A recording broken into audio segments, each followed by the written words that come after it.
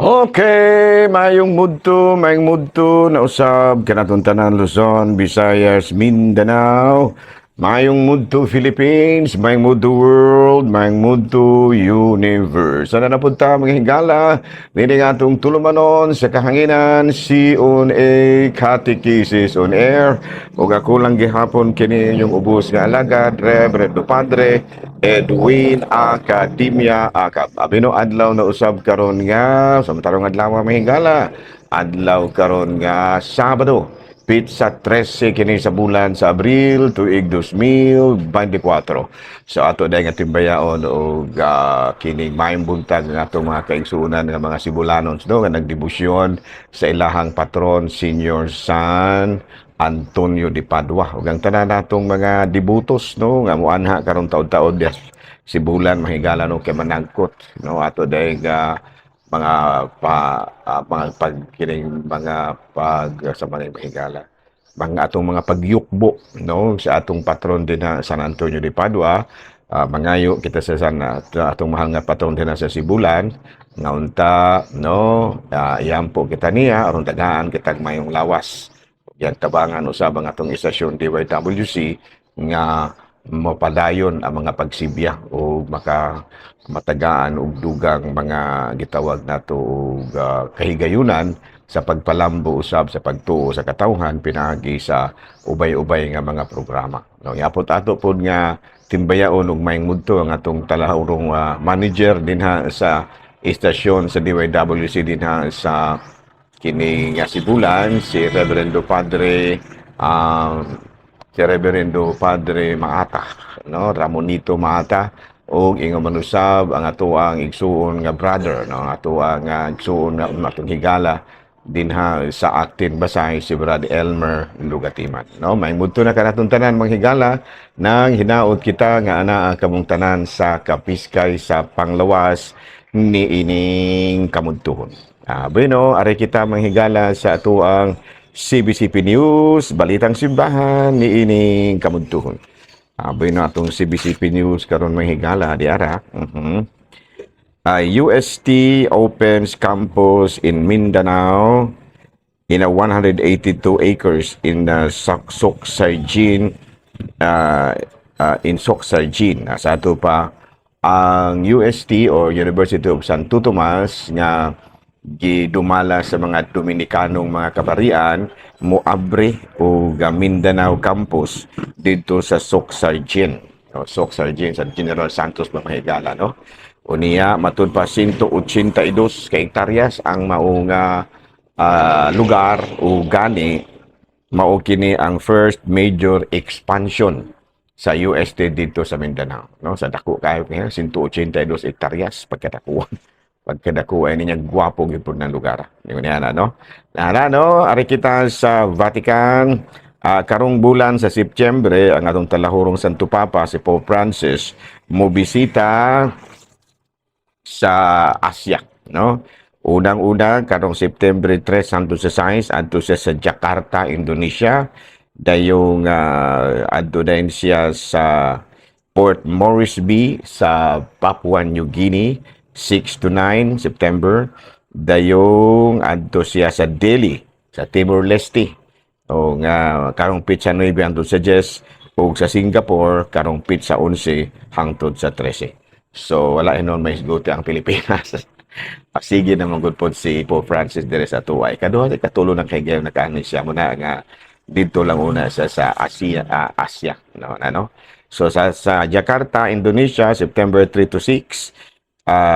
Kining Port Moresby sa Papua New Guinea 6 to 9, sa Delhi sa Timor-Leste sa 9 to 11, sa Singapore 11 to 13. Maugad to mga higala mga balitang simbahan ni ining kamudtuhon ug padayon kita sa atong mga bulo hato ni ining kabuntagon. Wala lang usa ka taroy joke mga higala ha kay wala na ko maandam mga tuang linya.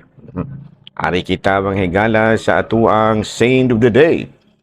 Bueno nga atong Saint of the Day karon mao si Saint Martin, San Martin. Bueno kini si Saint Martin mga higala natawo siya na atong 659 gani na elected siya as Pope Yeah, he championed the supremacy of the Pope, and of course iya gyud nga gipaningkamutan ang matud pa ang pagpanalipod sa atong doktrina sa pagkabalaan ni Kristo, no?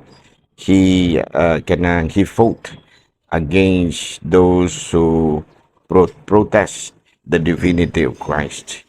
Unya, matud pa, padayon siya nga nalipod sa papacy ug gani hangtod sa iyahang kamatayon, no? Sa to pa wala gyud niya matud pa iyahang giabandona ang iyang katungdanan sa pagpanalipod sa ato mga katong ayuho na may gala ha kay medyo kitakilid ta. Okay. Lahala no atong gamay adjust may gala. Okay. Okay na. So ingon ni ana mahigala no. So ang atong patron karon mao si San Martin Ono na kanhi na elected nga usa ka santo papa. Nala no, may mudto na kanatong tanan mga higala ato day nga timbayaw og may mudto nga akong mga kaigsuunan nga mga Cebulanons no nga nagsaulog karong adlaw sa ilang pagdebosyon sa fiesta sa debosyon sa adlaw ni San Antonio de Padua. Ug ang tanan gyud nato mga higala nga mga nagdebosyon nga naa karon din sa Sibulan o nagplano pang muanha. Ay kalagmitan din na mga gabi na pa may muanha gani. So, ari na kita mga higala sa ato ang Saint of the Day na humana. Ari kita humana punta sa ato ang CBCP News. So, ari na ta sa ato ang Catechism Proper. No? Marian Devotion ng ato Padre, nga no man nga aduna may pipila. No? Aduna pipila nga mutawag ni Santa Maria o Mother Mary. No? Gani ang the Beatles. No? At times of troubles, Mother Mary come to me. Oh, gani sila nga Paul McCartney o si John Lennon nagtawag man kang Mama Mary o Mother Mary.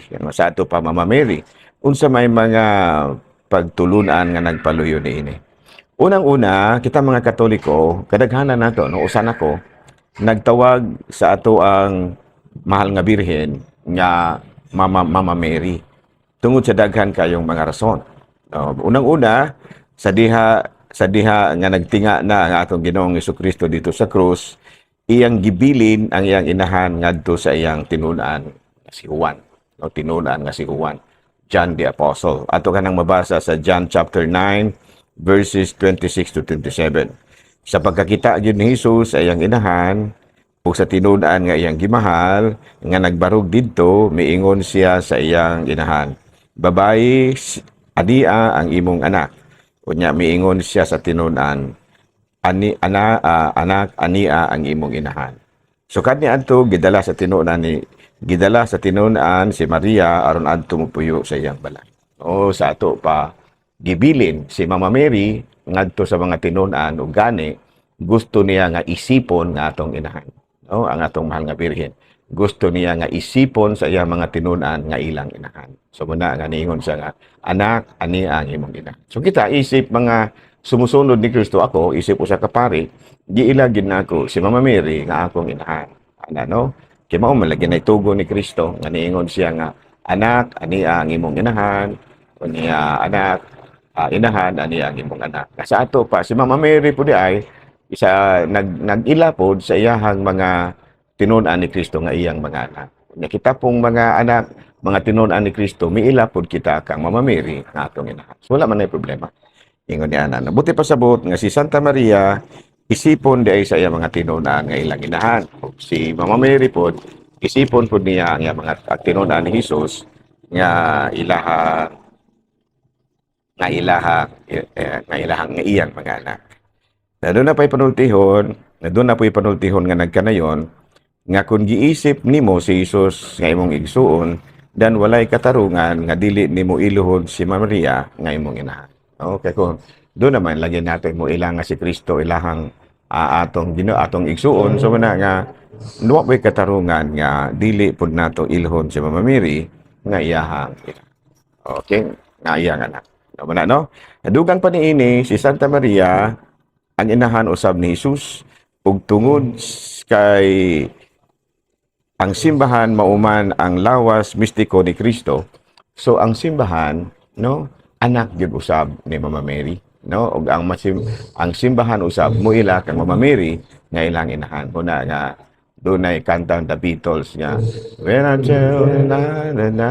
troubled, Mother Mary comes to me. Ano mo nagisulti niya. Atong basahon sa Efeso kapitulo 5 versikulo 23, kay ang bana mao ang ulo sa iyang asawa. Ingon nga si Kristo mao'y ulo sa simbahan, ug si Kristo mao ang manluluwa sa simbahan nga mao ang iyang lawas. Sa ato pa, ang lawas ni Kristo, ang simbahan mao di ay ang lawas ni Kristo. Unya sa Efeso kapitulo 2 kapitulo 6 versikulo 16, magkasabot ba ang templo sa Dios ug ang mga Dios dili kay kita ang templo sa Dios. No, sa ato pa templo sa Dios kita, sa ato pa kitang mga katawhan mao ang simbahan. Unya kay ang simbahan mao malagi si Kristo, sa ato pa si Kristo anak man ni Mama Mary, so si Mama Mary ato pud nga ina. Nakita ba ninyong koneksyon? Si Mama Mary mao ang inahan ni Jesus. Unya si Jesus mao ang iyahang simbahan. Ug ang simbahan mao kita. So kay ang anak ni Mama Mary si Jesus ug ang simbahan mao man si Jesus, lawas mistiko ni Kristo diri sa kalibutan. Ug kita man lagi ang simbahan mao nga kita mga anak usab ni Mama Mary. Muna nga moingon kita kang Mama Mary, muna moingon kita kang Santa Maria, Mama Mary. No, klaro ba? No, kana muna. So kay ako mismo, no, atong balik ko na kay si Kristo anak man ni Mama Mary. Unya si Kristo mao man ang simbahan. Unya kay simbahan mao man kita, manakay kung maingon mo nga asa man partiha sa Biblia padre nga si Kristo mao ang simbahan.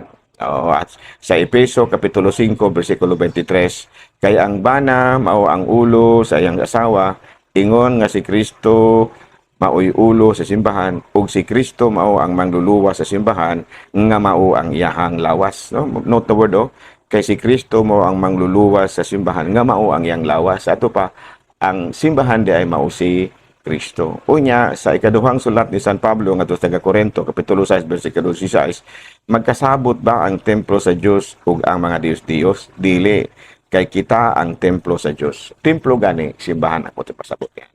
Klaro ba? Hala, dini na lang una kita kuto. Ako lang gihapon kini inyong ubos nga alagad Reverendo Padre Edwin Academia Akab, manamilit na usab kaninyo ug manalangin kanato ang Dios makagahom sa tanan, Amahan, Anak, Espiritu Santo. Amen. Good noon, Pilipinas.